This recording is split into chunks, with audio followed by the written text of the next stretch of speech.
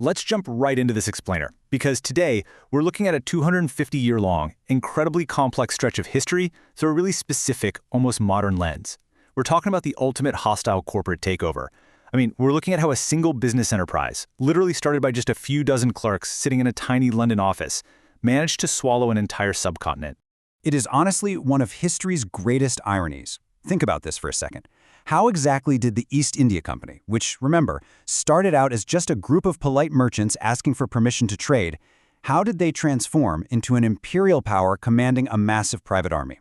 We are going to unpack this absolutely fascinating progression, from spreadsheets to battlefields. Okay, so let's dive into this. Here is our roadmap for the takeover. 1. India, a golden bird. 2. From traders to rulers. 3. Buxar and the power game. 4. The Mysore and Maratha challenge. 5. 1857, the first Great Revolt. And finally, company ends, British crown begins. Let's get right to it. Phase 1. India, a golden bird. So at the time, India was undoubtedly one of the wealthiest regions on the planet, right? Famous globally for textiles, silk, diamonds, you name it. But politically, the weakening Mughal Empire had left the region totally fragmented, with all these local kings and nawabs constantly competing for power. Well, the East India Company essentially viewed this political instability as a prime market opportunity. You had a singular, relentlessly profit-focused entity sitting in London boardrooms, and they realized early on that a divided, infighting landscape was just ripe for leverage and exploitation. Now, this wasn't some overnight invasion. The company formed back in 1600. By the mid-1600s, like we said, they were just polite traders arriving and asking for access. Moving into the early 1700s, they started building fortified warehouses and hiring armed guards, allegedly for, risk management to protect their inventory. But slowly, steadily, those guards became a full-blown private army, escalating right up to a massive turning point in 1757. Phase 2. From traders to rulers. So here we are at the 1757 Battle of Plassey in Bengal. The British were facing Nawab Siraj-ud-Dowlah's massive, numerically superior army.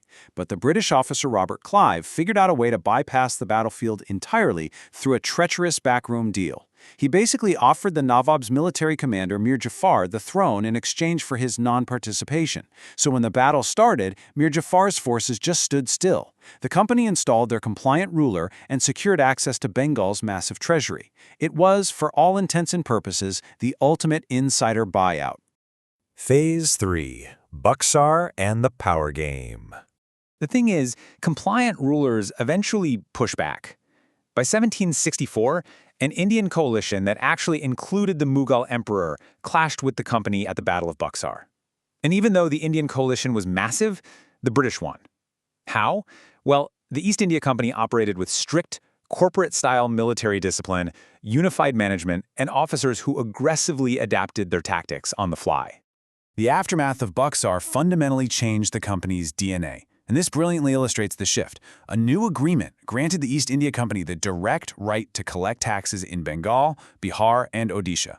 Think about the gravity of that for a second. A foreign business enterprise officially became the government. They leveraged this vast tax revenue to fund even larger armies, completely shifting their business model from trading goods to just extracting sovereign wealth. Phase 4. The Mysore and Maratha challenge.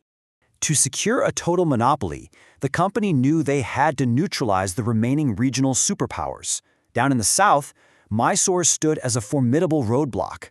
Their leader, Tipu Sultan, deeply understood the company's imperial ambitions. He modernized his army, fortified his state, and even actively sought foreign alliances to counter British expansion. He vehemently refused to yield to their monopoly, and ultimately died fighting alongside his troops at the 1799 Battle of Sheringapatna.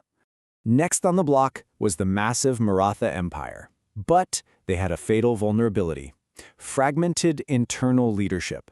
The British deployed an incredibly methodical playbook to dismantle them. Step 1, they actively exploited internal divisions by backing rival factions.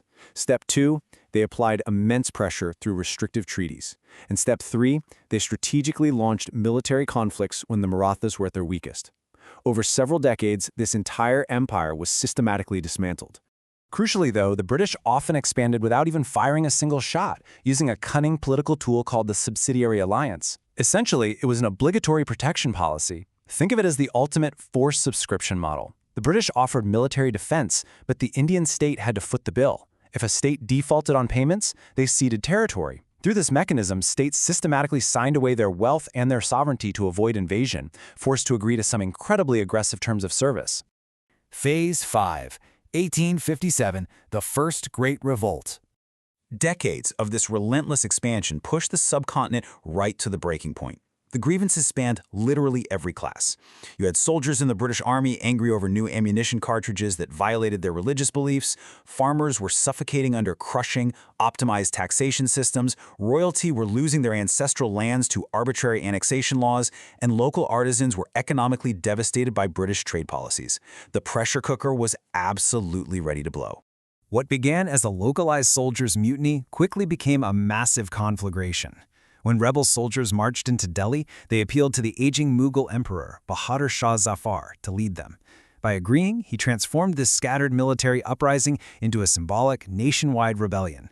Suddenly, you had a unified front of farmers, soldiers, and royalty, all pushing back against the conglomerate.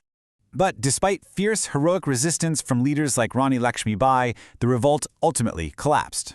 The dividing line here was structural. The Indian resistance lacked nationwide coordination. They were operating largely as decentralized, localized efforts.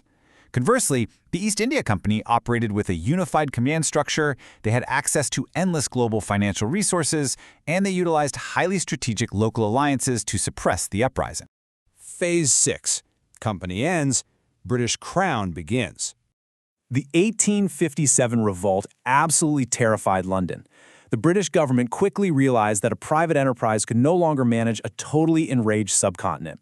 So in 1858, they effectively nationalized the operation.